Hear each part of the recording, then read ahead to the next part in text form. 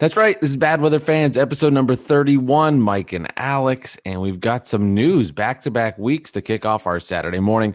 Hope everybody is Wild. doing well here on the podcast and listening. And we appreciate all the support. Don't forget to give us a 5-star rating, leave a comment.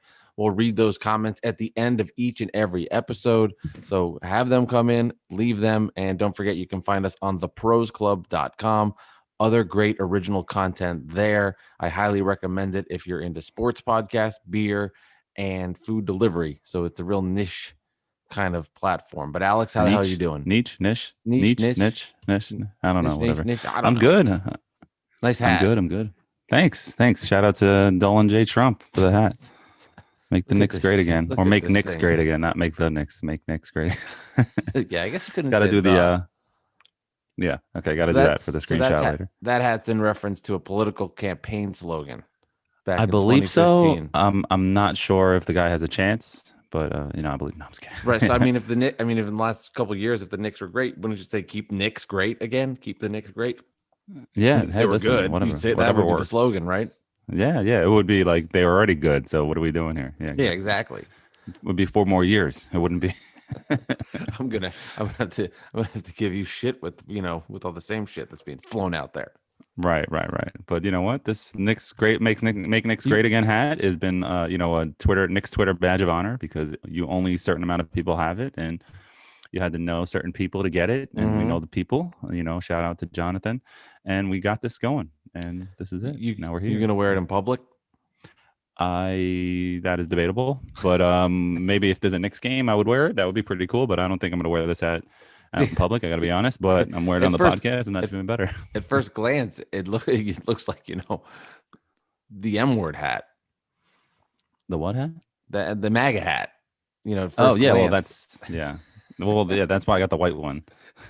Well, actually, the white one is more MAGA hat than the blue one. The blue one's probably less MAGA looking. But this one's fine. But I'm not a MAGA fan, so that's probably why. But I could just wear it backwards. It'll be like, AC Slater, Saved by the Bell, with the snapback backwards. That looks a little bit cooler, right? Yeah, you just went from oh yeah, he likes sports. Now I'm like, oh yeah, this guy's a cool dude. I mean, you really just revved up you amped it all up. You look great. No, I have a 6-pack and I'm on the California beaches, bro. I'm in Malibu right now with my surfboard. With this angle and zoom, you're pulling it off. I don't tell anybody. Our little don't secret. Let me stand up. I got a good kick out of last night. We were texting late into the hours. I think this was whenever game 5 of the NBA Finals was completing or just finished. Very good game between Miami and LA, of course, with the Heat winning. And you start texting me what we, all the things that need to be talked about on today's episode. But you also tried to reiterate to me what the lead should be. And I was like, Alex, do I know you? Do I know the audience? It was kind of disappointed that you had to think to guide me on what should be the main topic, and not just guide it, but explain to me why. You don't think I've noticed you on Twitter for the last year or whatever it's been? Almost a year. Almost a year. I mean, I've seen you on Twitter. I know what today's lead was. So I was surprised that you had to push me in that direction. A little disappointed you don't think highly enough of me to understand that. So that was disappointing. You don't want to discuss Markieff Morris? You don't want that. That was what I was talking about. Poor guy. Bad spot. Yeah. Man. Oh my God, he panicked, man. He's like the ball is like on fire. He's like, get this out here. Poor guy. Geez, he had LeBron in the corner. Yeah. Rather. Man, but yeah, no, I it was funny because you're the one who sent me the tweet, the Mark Stein tweet right away. Like, holy shit! Right, it wasn't even posted for a minute. Like you still have the alerts on for Mark Stein? Some of these I got rid of most of the alerts. You forgot, yeah. I forgot to do a couple of the basketball ones. Some of the basketball ones I actually want to see, so that's fine. Right, I don't mind having Woj on alert. He can stay. Stein's fine. But yeah, his came in. I was doing an Uber Eats delivery. I think I was dropping off somebody's Brazilian barbecue in Newark, and all of a sudden this comes popping on my phone. I'm like, no, this person's not getting their food. You're getting this text. Yeah, man. Thank you. And I'm You're sure welcome. That person has no idea. But yeah, no, it's just crazy. It just goes again. So what we're talking about, let's let the audience know the story. So Kristaps Porzingis, the pillar of health, is going to have knee surgery on a torn meniscus. and why they waited months to when he got hurt. What did he get hurt? A month or two ago already now? Why did they wait so long to give him the surgery at this point? And you know, I don't understand. But you know, and then they probably didn't have the surgery today, is my guess. I'm sure they did it earlier this week or last week, and this was a Friday afternoon, late afternoon news dump right before Game 5 of the finals, where nobody in the NBA was really going to be paying attention to it. Mm-hmm. It's just so strategic, and you know it can't be on First Take tomorrow because there is none. It can't be on any of those shows. Get Up, it's because there is none. Like, you know what I mean? It's very smart. They're going to be talking about Game 5 or Game 6 either on Monday morning. No one's going to care about Porzingis anymore. I'm sorry, I'm rambling now, but it just shows what I said last night on Twitter. Also, you got me excited and got me into it. I'm expecting apologies from everyone that trashed the Knicks for trading Porzingis. Do you think I'm going to get any apologies? No, and you shouldn't get them. I mean, people, it's Twitter. No offense. Nobody's going to come out and be like, you know what, man? Hey, man, you were right. I feel really bad about saying that. I mean, two-part. One, to get back to your Friday news dump. Yeah, it's a good move by Dallas. I would do the same thing if I was on their PR team. Nothing against, No, it was smart. I mean, I get it. Yeah. Like, it makes sense. Then they didn't account for bad weather fans that comes out on Saturdays, so they got screwed there. They forgot about that. You know, Dallas PR. But other than that, they did a fine job with that one. But so I guess So how long is Porzingis out then? What's your? I haven't heard anything. I just feel like he's going to be out. I mean, it's already what's today's date? October 10th. Season starts in 2 weeks or 2 months.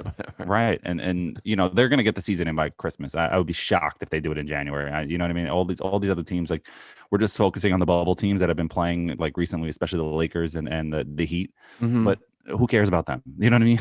Like, you got 25 other teams that haven't played since March. They're crazy. They're ready to rock, you know? So you got to get, or 20, whatever the number is. Yeah, so they got to go and they got to play, and the NBA doesn't want to lose that Christmas Day is their day kind of a thing. You know what I mean? Like the NFL has Thanksgiving and college football has New Year's Day.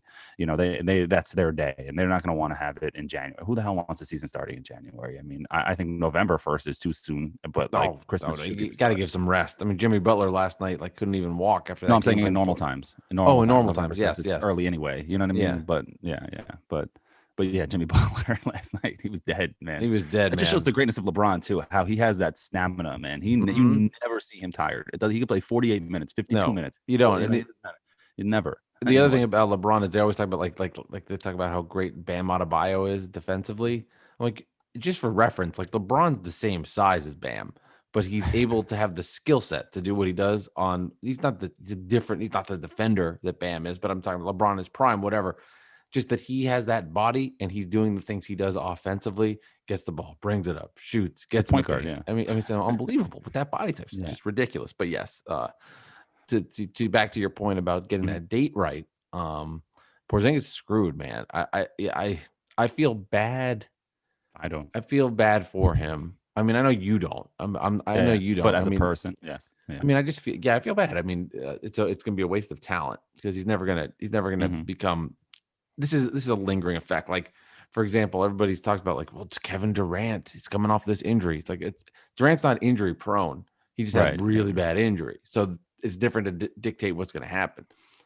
With Kristaps, it's just clear the guy can't stay healthy. You know, like he's a walking injury, and it could be a product of just his body type, whatever. He just cannot stay on the court.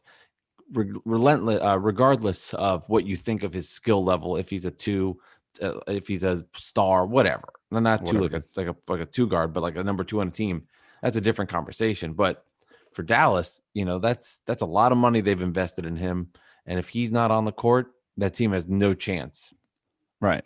I mean, they'll still be like 30-something wins, 40 wins, whatever. Well, I would just say if Luka Luka's only 21 or whatever. He's if he gets better, if he's going to keep getting better, I think they can still be a playoff team because of how good he is.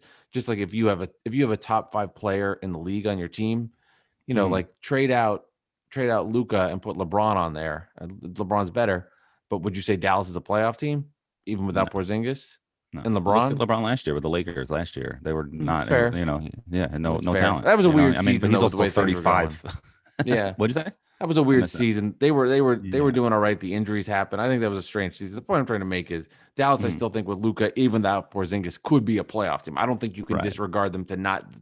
They're not, the whatever the Chicago Bulls. You're like, this team has no chance, or the New York Knicks. This team has no chance. I think they can still make the playoffs. Yeah, we'll see. But it's the West. They were already the seventh. We've been through this a million times. But they can't be anything special. I mean, they're fucked.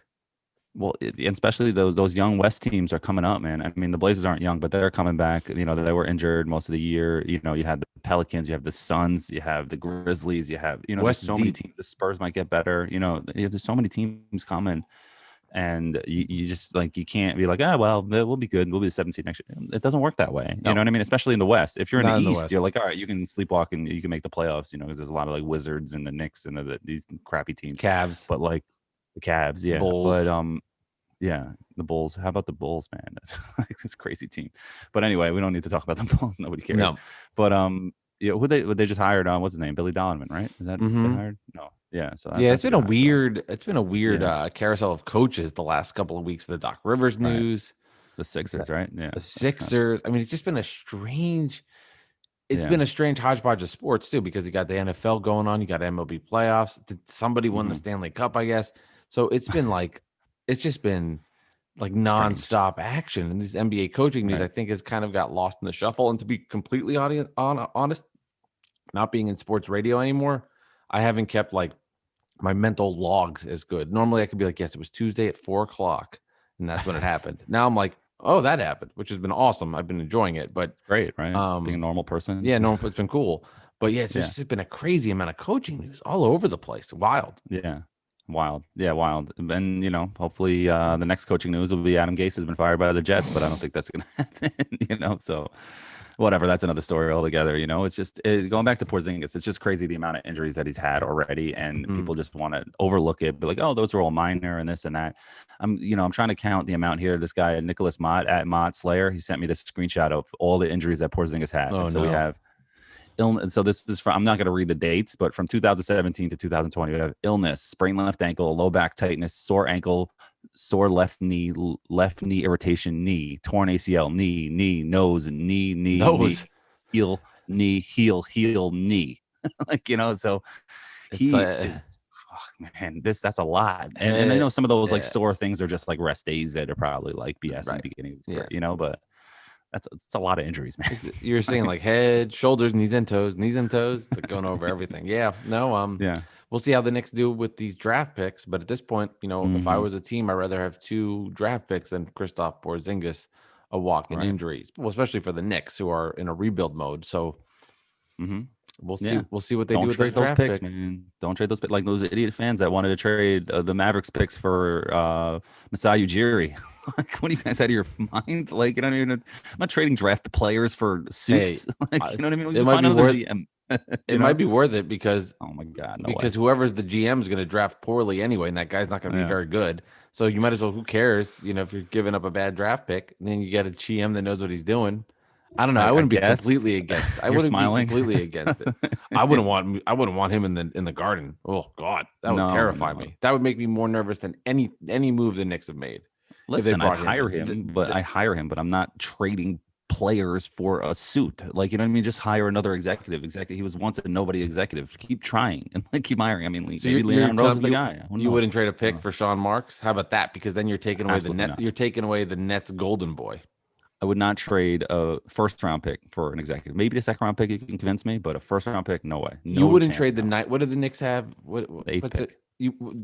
8 and 26. You wouldn't trade the 26th pick in the NBA draft for Sean Marks? Absolutely not. Oh, I would do it in a second. Absolutely not. I would do it in a second. No chance.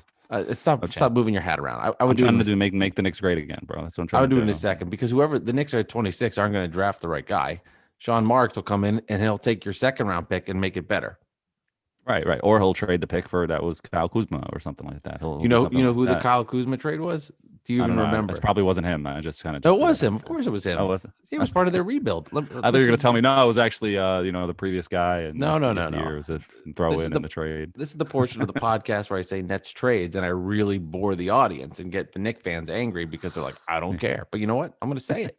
When the Nets were trying to rebuild and they had no picks and no caps and and no picks. Basically, was a problem. They had Brook Lopez, and they traded him to the Lakers.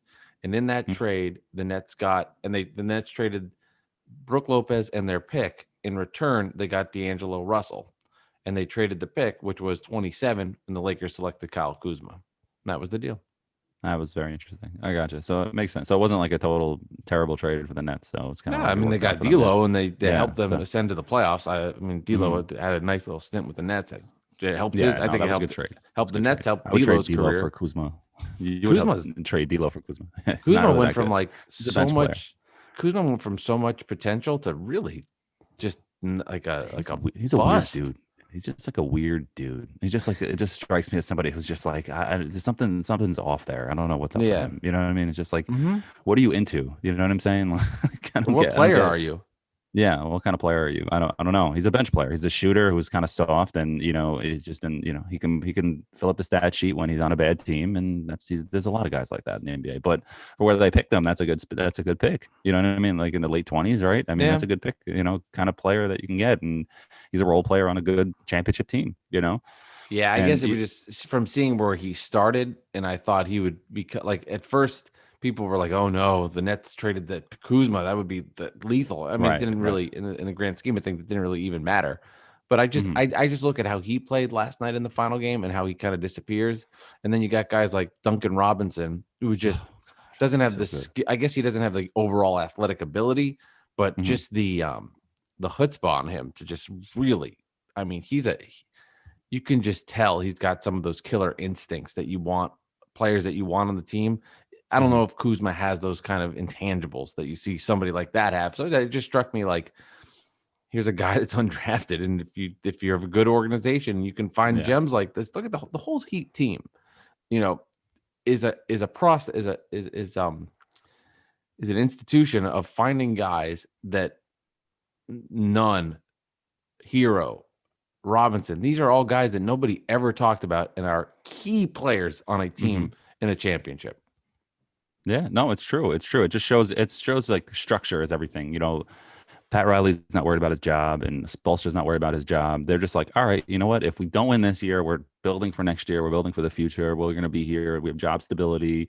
It's all right. Let's just draft these guys and let's develop and let's see what happens. You had Jimmy Butler. You had this guy. You know what I mean? Like, it's just incredible. And Duncan Robinson, man, he's like, Mark Jackson said it last night. He's like Klay Thompson 2.0, man. He's going to be really good. And Harrow, he's good. I'm not sure what his ceiling is, but like Duncan Robinson's got some. I think they both do. There. I mean, the game do. The game that Hero had versus the Celtics, that what he put up like 37 against the C's in that one game. I mean, he's been. He's been up and down. I mean, he's young, so young. So yeah, I mean, oh my god, finals. Yeah, I know exactly. These guys are babies. They're 15, 16 years younger than you and I. But the depth now on the Heat. When you went into the season, you were like, oh, Miami's got nothing. They've got a bunch of role players. They'll be what seed, and that'll be the end of them. But now you look at their roster and you're like, man, they're deep. They've got a lot of potential. They've got not just more than Jimmy Butler. They've got a lot going on. Yeah, no, they were my sleeper pick before the season. That's right. The playoffs, not the season, but the playoffs. I was just like, oh, and then you talked me out of picking them for the finals. You talked me out. I don't remember what episode it was. I can't find it, but I was like going to pick them. They're like, really? And I was like, all right, fine. No, you're right. Giannis and the Bucks. Yeah. I did a picks thing when I was with the Zach Gelb show on CBS, and we had to pick. We had like this draft. It was 3 people, 9 teams total, and you had to pick. And I ended up picking the 3 teams I got based on how the order went. I ended up with the Bucks, Sixers, and then my final pick, I was like, I'll take the Heat. Ended up being my best pick. Nice. There you go. Now you win.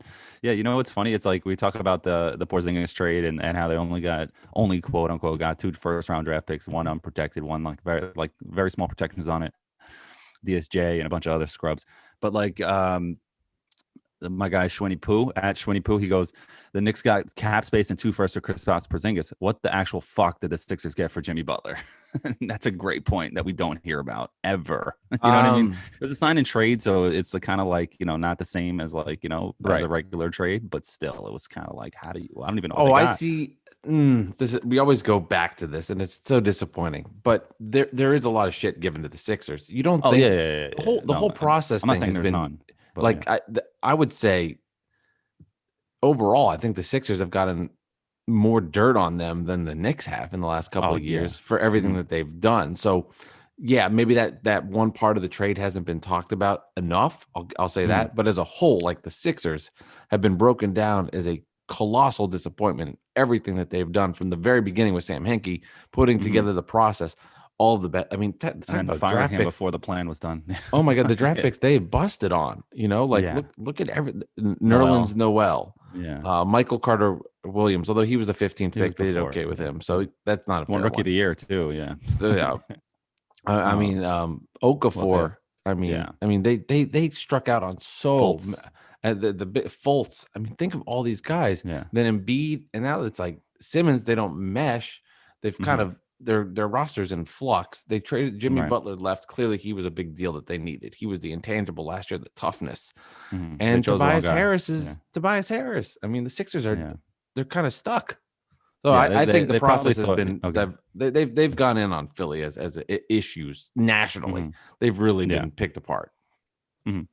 Yeah, they have. I just feel like the Knicks get a little more than the Sixers do, but the Sixers are still competitive and they're still going to win like 50 games a year with Embiid and whatever. But I do hear you on that point. That's a good point. I think the Sixers, it's crazy. They chose Tobias Harris over Jimmy Butler. They're like, we'll take Tobias. We gotta max out Tobias. We gotta keep him, and especially since the Knicks didn't want Tobias. He wanted to come back home. He's from Long Island. He wanted to come back.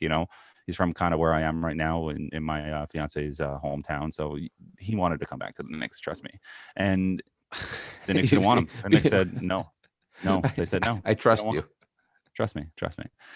You have sources on this? How do you know this? I don't have sources, but I have people who've heard things in the neighborhood. So I'll put it that way. That he wanted to come back, but the Knicks didn't want him, and that's what happened. And so it is what it is, and it's just like hearsay. But it's kind of, if you think about it, it makes sense. And the Knicks never offered him a contract, and he only went back to the Sixers, and Sixers are like, all right, well, and he's probably tired of being traded. He was traded like 12 times in his early career, where he's like the Bucks and the Magic, and what other teams were he? It was like every team in the Clippers, every team in the NBA before he got to the Sixers. He probably was just tired of moving, Which is why it's so surprising to me that you were like, the Nets should have signed Tobias Harris and rolled with D'Angelo Russell. And I'm always like, what are you talking about? Well, look what's going on with Durant, because Durant got hurt. If Durant didn't get hurt, I'd say obviously this was the Nets did what they got to do. But I'd rather have a hurt Durant than $180 million for a 3-point shooter. I mean, come on. I guess. I mean, I think I just feel like they could have kept building and could have kept doing what and who knows, and maybe they who knows. Well, I was thinking about it, like, because the date we're recording this on October 10th, and I'm like, man. If this was normal times right now, I'd be seeing Kevin Durant in like 5 days as a net preseason, training camp, and they'd be ready to go. Yeah, it'd be here. I mean, it would be here. It would be here. And it struck me, you brought this up earlier in the episode, because I haven't really thought about it from your perspective.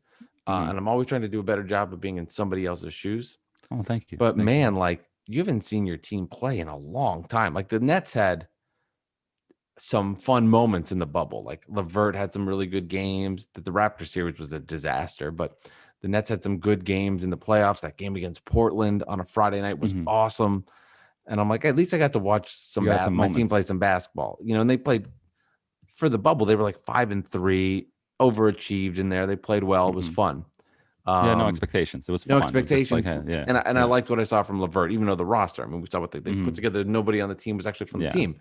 But I was thinking from you, I'm like, last time you saw the Knicks play, I'm not saying like a meaningful game, but just a game. Holy crap. Was it that Hawks game when they beat the Hawks, who are so much better off than the Knicks, of course, even though they had one more win. Of course, they're so much better off.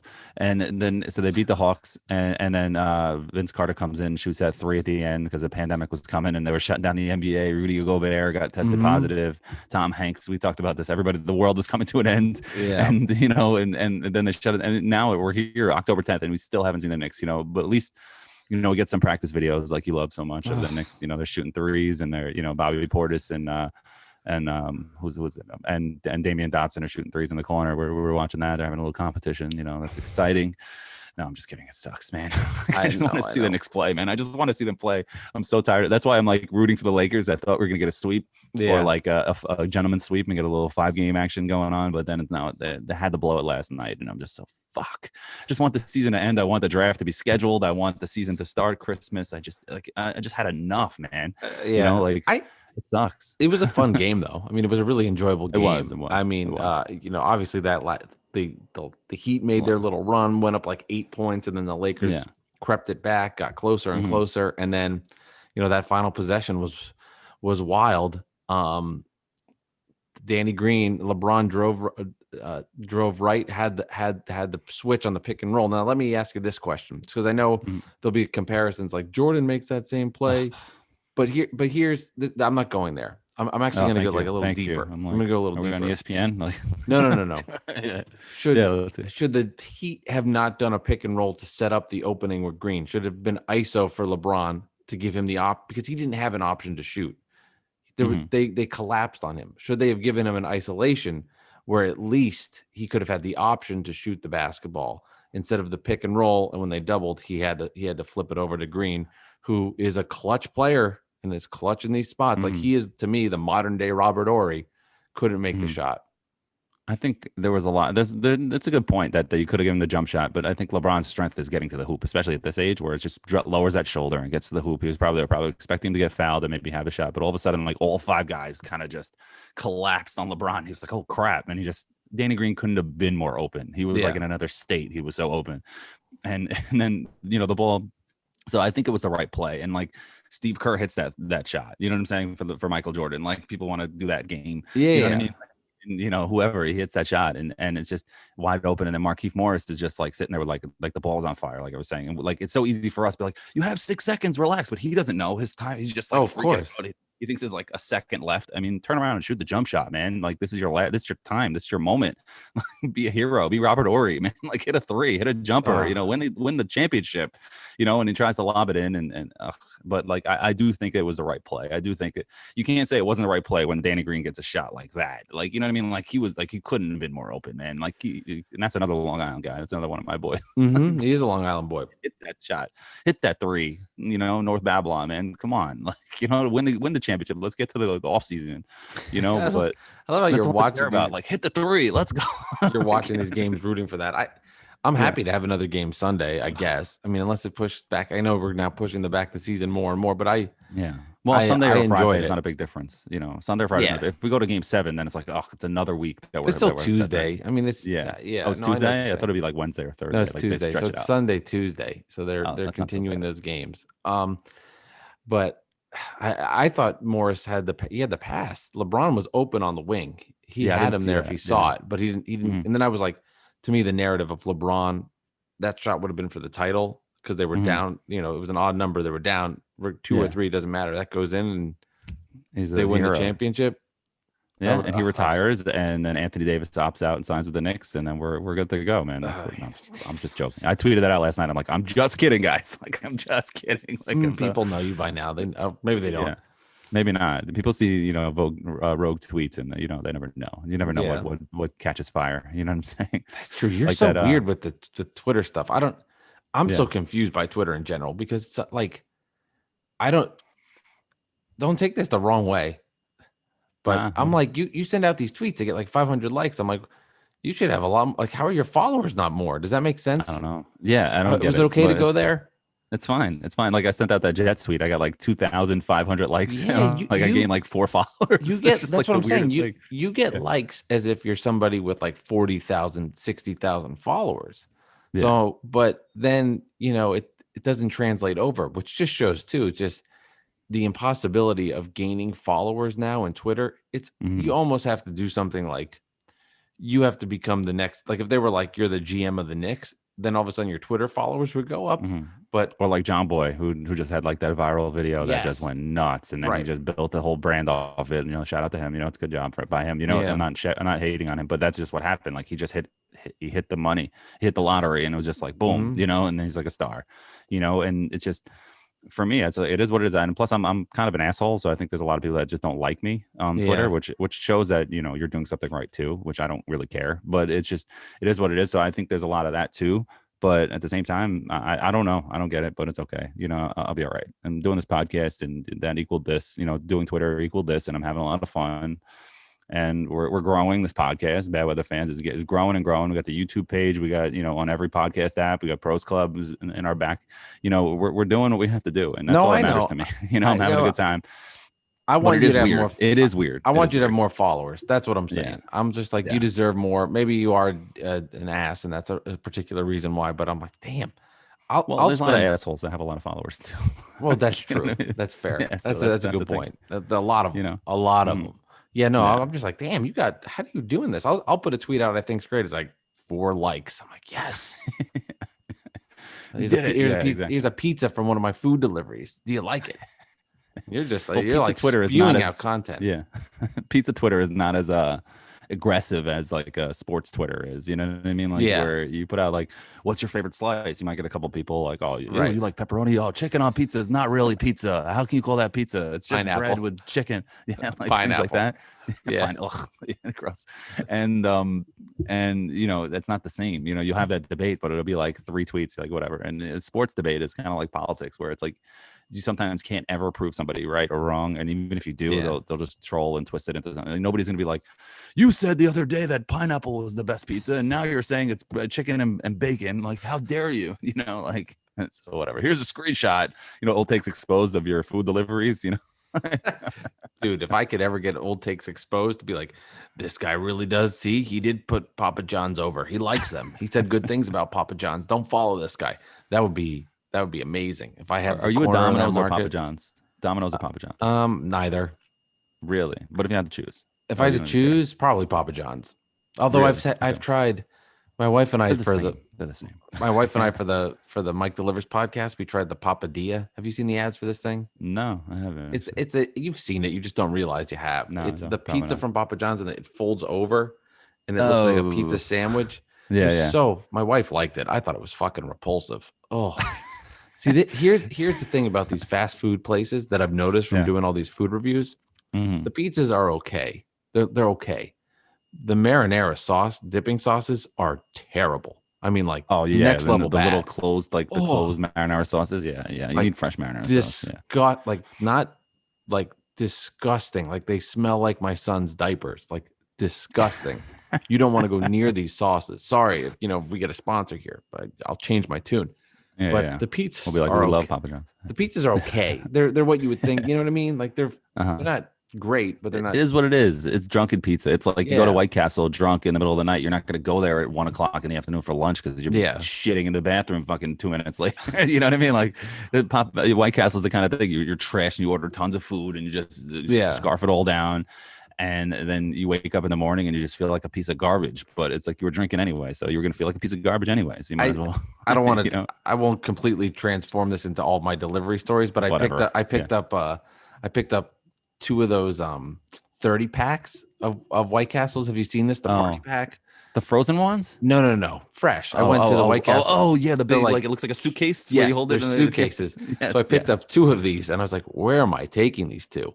And then I took them and it was to like a bridal shower. I couldn't believe it. I was like, this is awesome. It's like these women came out all in these dresses. I'm like, here's your sliders. It was so fun. I know. I love doing this because I'm like always like, where am I taking? Who's getting this? Yeah. It's fascinating. Who's getting this? Yeah. It's fascinating. Which I'll just give a cheap plug to my other podcast, Mike Delivers Pod. You can find that on the Pros Club. I talk about the stories from the road as an Uber Eats driver. Kind of segue a little bit out there. That's where we first talked when you first interviewed me, and we talked about my delivery stories. Yeah, I think that was episode 33. I only remember because of Patrick Ewing. So that first one, if you want to hear that. So you were a delivery driver, John Boy. When I was a kid, John Boy was a delivery driver.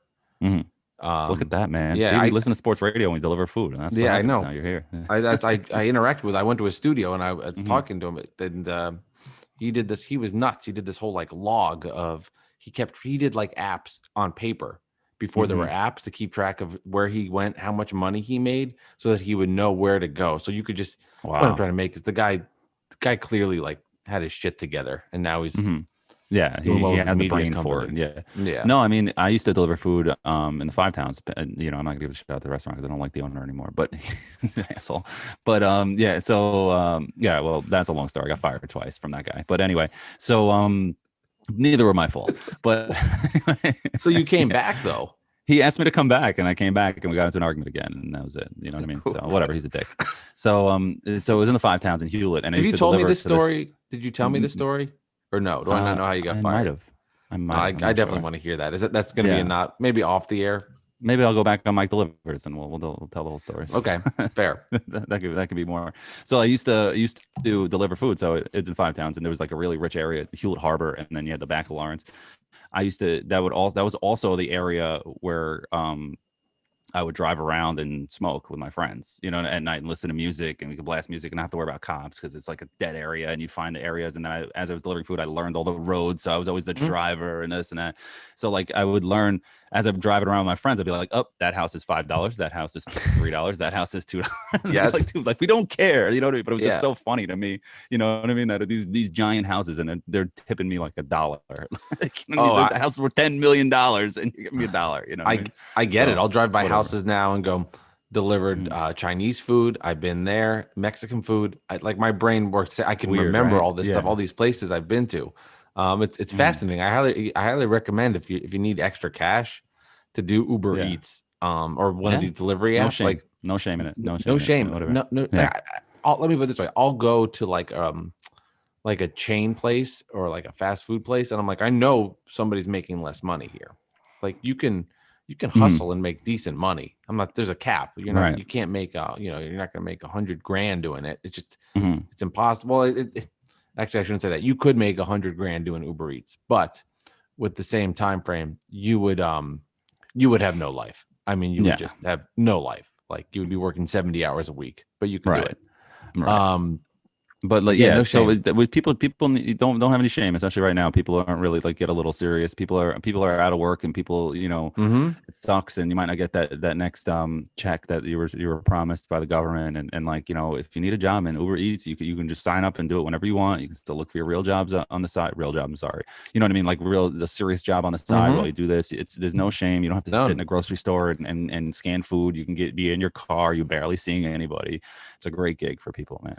Yeah, and if you want DM me, I'll give you my promo code. We'll all make money together. There you go. You know what is a topic we haven't talked about, and I did want to talk about this with you. Yeah. Is the some of the producers in sports radio when they have to reach out to people, and how difficult it is in spots. Like, and I feel bad in a lot of ways. Like, I know there was a post where like somebody had passed away, and somebody was reaching out to this person to come on as a guest, and they were like insulted. And it's such a shitty job as a producer when you have to reach out to somebody to say like, hey, I want you to come on our show because somebody else died and we want you to talk about them. And I have so much sympathy for everybody involved in this topic. I know I'm going a little off the track here. It's fine.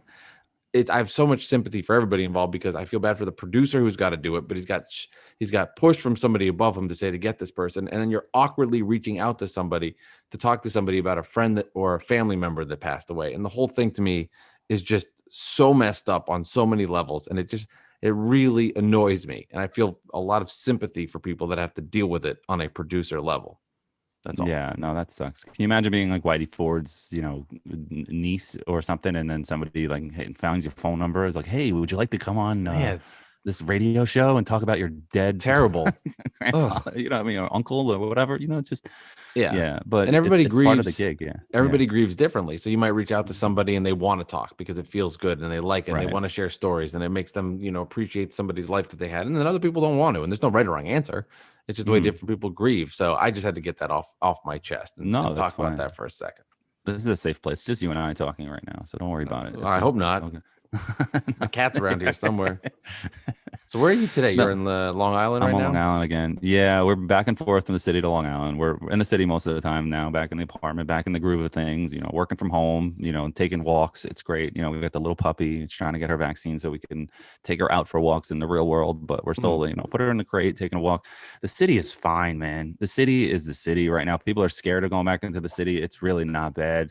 I live in, you know, in Midtown Murray Hill area, and like everybody has their masks on, but people are out, man. Like it looks like the city is just with masks on. You know what I mean? Like obviously I'm not going out to the bars at night like I used to, and like, going drinking and this and that. So that's probably dead. But people are like, I walk around by parks, I walk down the street, and there's just people are out, and it just looks like the city. The city's buzzing again. It's great to see. And like coming back to Long Island, it's nice change of pace. But like I'm happy to be back in the city. I'm happy to be back around the world. And right now I'm on Long Island. Like we're gonna come out on the weekends most of the time here because there's less to do in the city on the weekends than there is on Long Island because you can drive places and stuff like that. So now I'm on Long Island. Yes, and that's my little spiel there. So hopefully we can get some sporting events back. We can get a vaccine and we can get back into the regular world, and we can make fun of Porzingis and boo him in person when he plays again in like 2023. So we'll be good to go. You know what I mean? So we'll talk Yankees in a second because I know that you're itching to get to that. But I was just starting to think it's kind of strange because we've done now. This is episode 31. I think you and I have actually only met each other three times. Like 4 times, 4 times. Yeah, 3 or 4 times. Yeah. So the first time we met up by Penzies by the Garden, right? The first time we met each other in person. Yeah. And then that was after we did the first podcast on Mike Delivers. And then we did a couple at Hudson Street, and then with Richard Jefferson and whatever. And then we, pandemic hit. So I guess what I'm trying to get to is I think that when we do meet in person again, if that ever does happen, maybe it will never happen. Maybe it won't. Yeah, you're far, man. You're in Jersey. Will it be awkward or not awkward?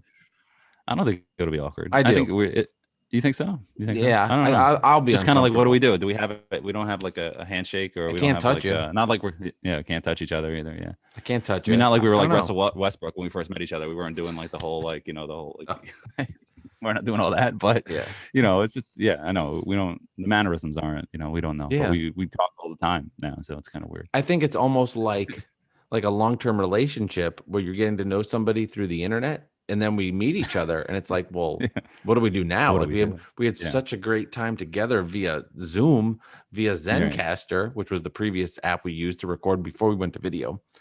But now we're in person. Like, what do we do? Like, do we have chemistry? Does it take time? I think it's going to be bad, personally. But maybe I'm just being negative. We need a game. We need to go out for the first time we hang out again is for a game. Like we're watching whatever game it is. Like it can't be just like, hey, let's go get beers, and we're sitting at the bar like.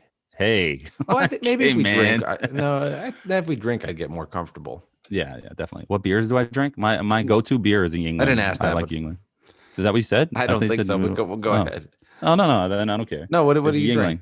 Yingling is my beer. Yingling or like a Blue Point toasted lager I like, or the Optical Illusion that they have. That's if I'm really trying to get shitty. But there's but it's usually like Yingling or Blue Point. It depends on what they have. Brooklyn has some good ones. There's a lot of different ones. I don't know. Newcastle, I used to love Newcastle, but it's too heavy now, and it's so caloric. Drink it. Yeah, and it's just like you drink it. You just gotta. It's like one of those you have to. If you're eating wings and you have 1 or 2, it's good, but you can't get drunk on Newcastle. You know what I mean? No, you can't do that. No, those beers are like $3.50 a pop. I mean, right. I once had a picture. I was in California once visiting friends, and my friend was bouncing at a bar, and my other friend was out like somewhere. So I was like kind of just at the bar that my friend was bouncing at. So like I was like, hey, he's like, what do you want? We got the pictures on us while you're just chilling waiting for me. I was like, all right. I was like, let me get Newcastle. This was like 15 years ago. Yeah. And I was like, yeah, it's my favorite beer. I'm sitting there drinking a pitcher of Newcastle. It's like, oh, I'm like, dude, I gotta go to sleep. Like, you know what I mean? Like, you could pull that off in your low 20s now. No shot. No shot. I'll get through like 3 and be like, all right, no, thank you. No, thank you. You feel full, disgusting. All right. You are excited that the Yankees are eliminated. Both of us are Met fans. I know we haven't really chatted about that much. The Mets had a major they're probably the most disappointing team because they had expectations to make the playoffs when there's 8 teams per league. They were supposed to be there. They did not even do that. So they were. Nobody cares, but we don't care. We don't care because Steve Cohen's coming. We just don't care. I'm just like, this is the best bad year ever. I don't give a shit. Just like it is what it is. Move on. But the Yankees got eliminated last night. Tampa Bay defeated them 2-1. So Tampa moves on, and the Yankees are done. And you were, I don't. It's funny. Like, I don't want the Knicks to ever do well. You know that. That's obvious. I'm not that I want the Yankees to win per se. But if they did win yesterday, it's not like if the Knicks made it to the Eastern Conference Finals, I'd be legit pissed. The Yankees would be like, whatever. They're there. It is what it is. Yeah. But you got a little jolt of excitement when they lost. I was laughing. I just laugh because Yankees, they spend all this money, they get all these teams together, and they always choke in the playoffs. Now it's been like 11 years now since they've won, and that's the only championship of this century. Like, you know what I mean? So it's like they have this allure that they win all the time, and they don't, and it just makes me laugh. And yeah, they're a successful team every year. They're gonna win 90 games every year, no matter what. You know what I'm saying? 90 plus games every year, no matter what. They're gonna be in the playoffs or the wild card game, no matter what, unless it's like one of those fluky years. But like, it just makes me laugh because of the perception, and then reality is that they don't win, and you can't even blame the Astros this year. It was pretty funny. Oh, the Astros cheated, that's why we kept losing. Okay, yeah, now what? You lost to the Rays. Did they cheat too? And it just gives me a chance to also drop my favorite line, which I don't know if you saw last night, where World Series home run totals, you have the New York Yankees roster 0, Michael Conforto 2. Yeah, so that's just like my favorite thing because it's just so funny. It's just like you guys talk all this trash, and guess what? You guys aren't doing it. I know the Mets lost in 2015. Don't get me wrong, but it's just all in fun. And the Yankee stuff is no seriousness to it. It's just fun. I'm just having fun with the Nets. Like, I actually dislike the Nets. Like with the Giants, I actually used to dislike the Giants back with the Victor Cruz and all that crap. But like the Yankees, I dislike them, and it makes me laugh when they just. I'll put it this way. I don't hate the players in the Yankees. Like, I actually am a fan of Giancarlo Stanton. I'm a fan of some of their guys, but individually, but I just find it hilarious when they lose. It just makes me laugh uncontrollably. I can't help it. Like if I say Spencer Dinwiddie, you dislike. I mean, you don't dislike him. I mean, if you not as a person, right? No, if you hung out with Spencer and you had a couple of drinks, you probably like this guy's great, and you'd have fun. Exactly. But like on the court, he annoys you. Or whatever, yes. and off the court, he annoys you. Yeah. Like when I say Spencer Dinwiddie, you get annoyed. Yeah, like I just got mad. Like you just got mad. But you say Karis LeVert, I don't get mad. I'm just you don't get mad. Hard working player, and he doesn't talk any shit. He just does his job, and that's it. When I say Joe Harris, you think? I think, oh, he's gonna be on the Knicks next year. $20 million. Let's go. And you think Jared Allen? You think Mitchell Robinson's better? I think he needs a haircut. That's what I think when I hear Jared Allen. No, I'm just playing. I like the fro. It's kind of like the old school. Like, who's the last fro guy in the NBA? Josh Childress, probably. Remember him? He went to Greece. Yeah. He was a net for a cup of tea, I think. He was a bust. Oh yeah, that's right. He was the 8th pick in the draft, I think, for the Hawks. I mean, he was. And then he left to go to Greece, right? He left the play. He was like one of the first ones that went over. I don't remember the timeline, but he did have some weirdness in leaving the States. Yeah, man. But that was Afro. It was Moochie Norris. Remember Moochie Norris on the Knicks? Did he have a fro? I feel like he had a little fro. I don't remember him on the Knicks. Oh, I kind of do. I remember him on the Rockets. Yeah. Moochie Norris. That's a name. Yeah, that's one of those random Knicks players. Yeah. There's a lot of them in the early 2000s. Isaiah Thomas made a trade every 5 minutes. Like Penny Hardaway. Muhammad, he's here. Penny Hardaway, exactly. I remember Nazir Muhammad was the center on the when the Nets played the Knicks in the playoffs that year, right? He was the starting center, I want to say. Mm-hmm. I loved that Net team was so much fun. Yeah. I love torching the Knicks. I love torching the Knicks. Oh, that was great because the Marbury thing, like like Jason Kidd wouldn't say it, but he wanted to torch Marbury there. Oh, I know it. Like he was so fucking competitive. He wanted to torch him. And he did. That was great. And that's just because they got traded for each other, right? For the Suns, and Nets trade. Mm-hmm. The Nets trade. Yeah, and then he went to his team, Marbury's old team, and he dominated there. Like it's just like Kidd was probably like, because didn't Marbury make some comments like I'm the best point guard in the NBA like earlier in this career or something like that? Yeah, he said talk that about Kidd, and Kidd was like, really? Like okay, right? No, just watch. and when the Nets traded for Kidd, they traded Marbury, who was like 23 at the time. He was still a baby. He was that so young, really? 24. Yeah, wow. Because he came in the league. I think he was only 1 year at Georgia Tech. Came into the league. Him and Garnett were the next big pairing. Didn't work out. No, the Nets deal for Marbury. They get Marbury for a couple of years. That doesn't work out.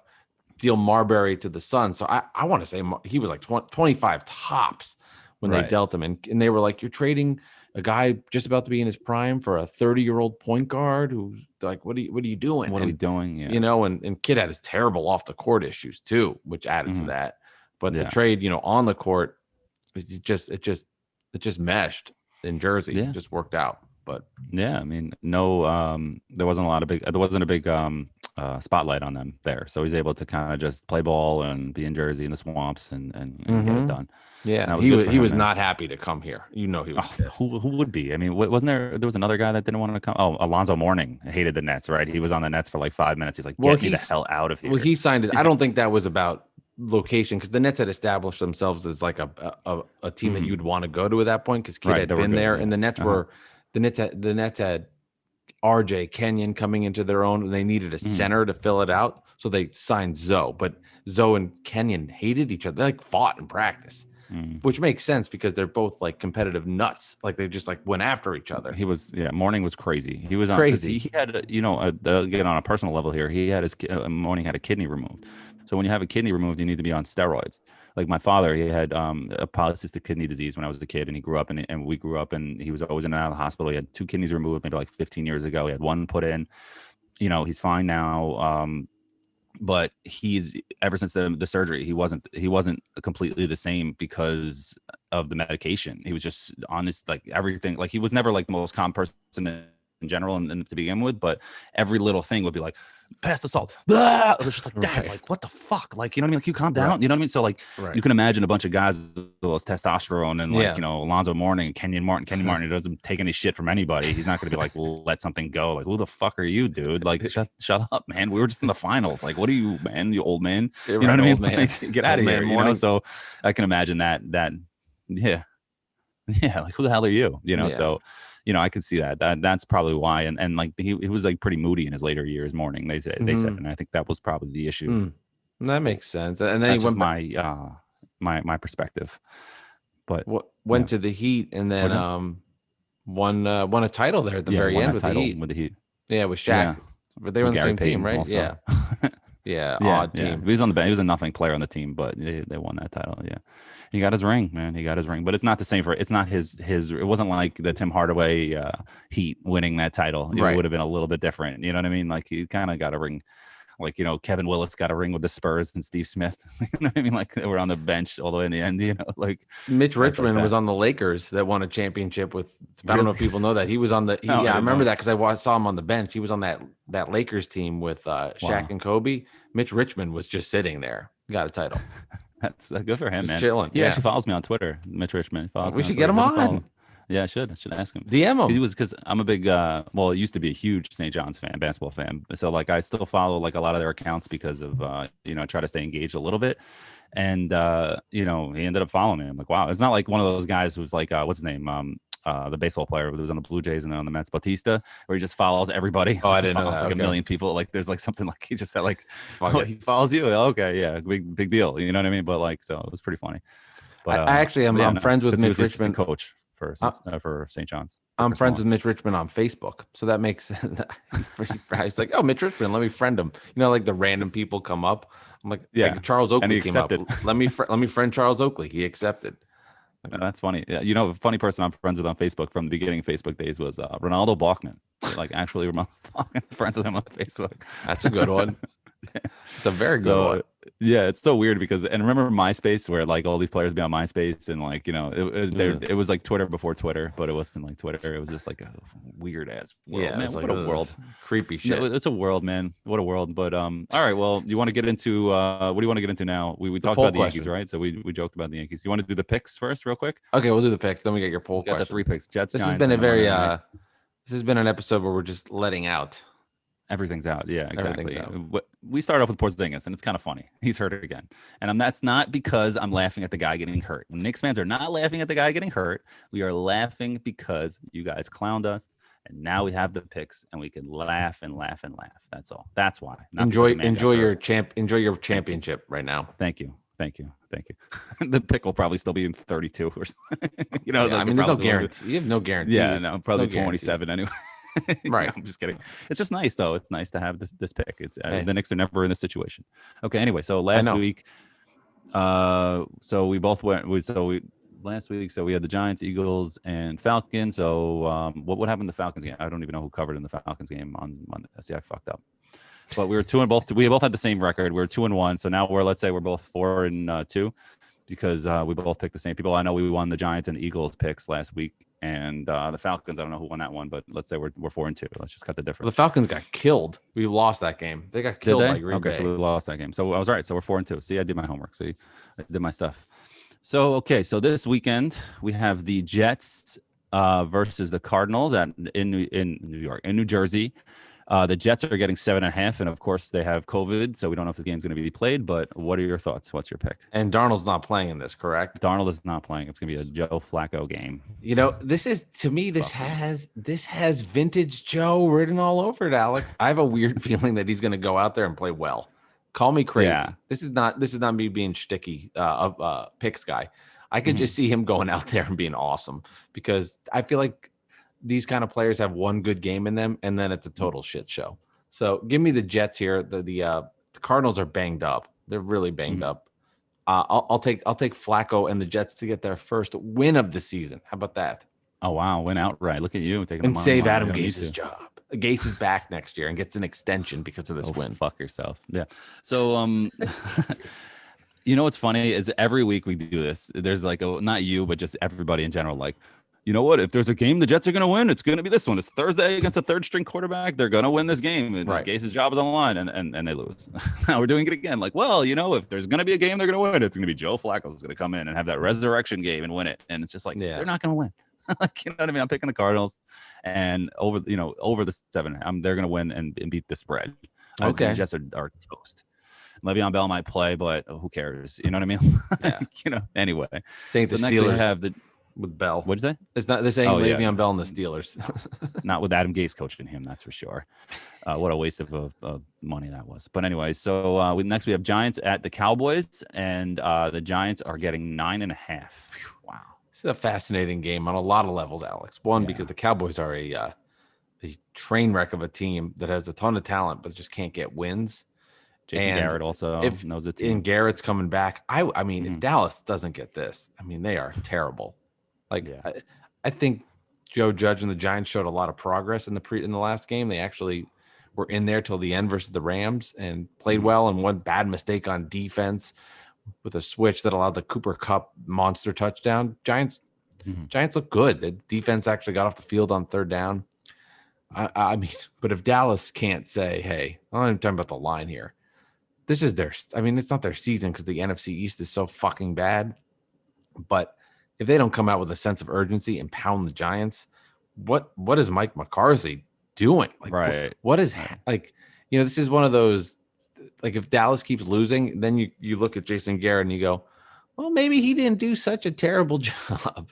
Like, why can't that team play better? And I haven't got my eye on the Cowboys too much to give you an answer on that, but too much talent. They've got to come out and slaughter the Giants. I think Giants are going to get killed versus the Cowboys. I think this is a get me right game for Dallas. They put it all together based on the opponent and knowing that they've got to win here or their season's in really bad shape.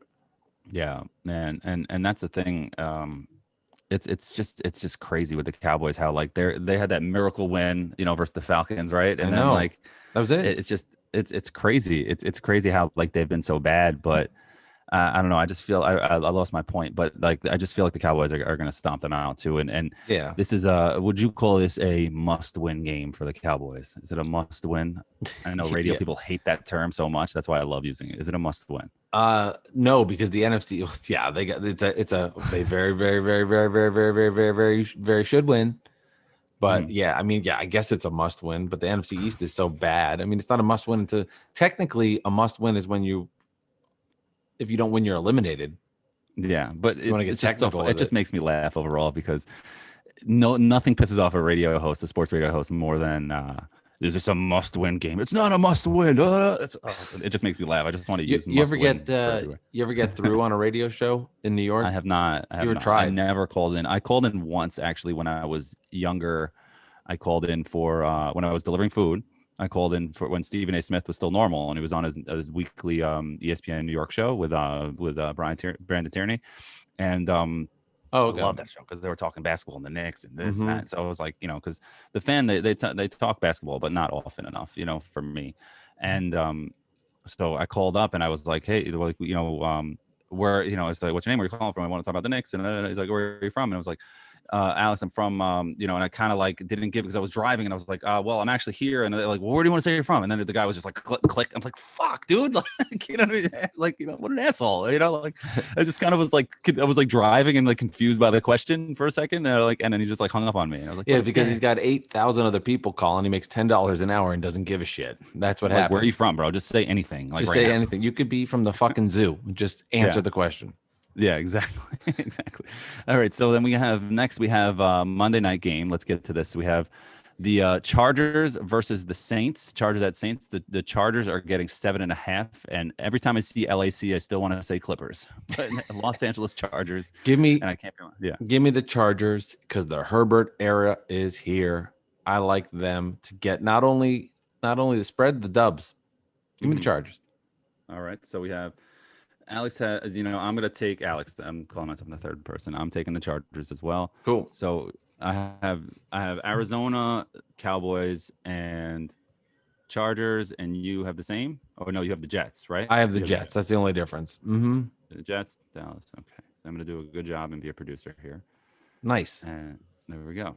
But I'll probably forget. All right. Now, so let's poll question time. Let's do it. All righty. Weekly poll question. Okay. Knicks fans, which player in the fake trade rumors are you most interested in acquiring? Chris Paul, Paul George, Victor Oladipo, or Buddy Hield? What do you think was the answer? And what should be the took answer? You a while. Finally have a good question. Oh, there you go. See? Paul.